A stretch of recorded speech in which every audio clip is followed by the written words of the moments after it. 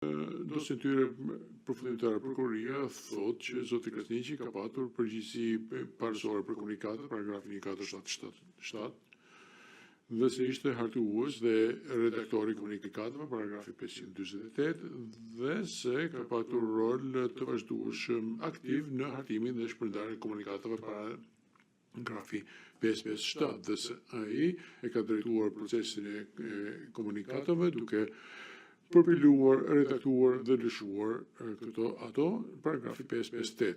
Është qartë që komunikatat janë në qendër të argumenteve të prokurorisë, që nga paragrafi i parë i dosjes së tyre përfundimtare dhe deri në pjesën e argumenteve mbyllëse, duke mos paraqitur rolin personal të zotit Krasniqi për komunikatat në dosjen paragjyqësore. Prokuroria tani kërkon të bëjë të përgjegjës për të tërë procesin që nga fillimi deri në fund, që nga hartimi deri në shpërndarjen e tyre. Dhe nuk ka pavarësisht të 3 viteve të gjykimit, 227 ditë të gjyqi, 5.000 prova materiale, ne nuk kemi avancuar fare, që nga fillimi prokuroria nuk ka provuar se kush ka hartuar as edhe një komunikat të vetme, dhe tani po përpiqet ta fshehë këtë dëshnim duke thënë që kjo është një hartim në mënyrë grandioz.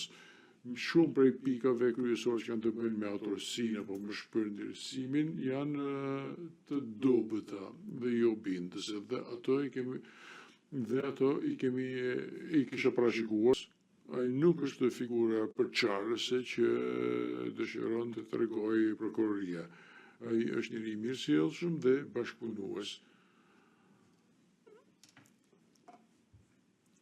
Prokuroria duhet ta provojë për te dyshimit të arsyeshëm që zoti Krasniqi ka hartuar të gjitha komunikatat me të cilat besohet. Nuk mund të hamendësohet që një person mund të implikohet në komunikatat. Provat nuk arrin të përmbushin standardin e provimit për te dyshimit të arsyeshëm, nëse zoti Krasniqi ka hartuar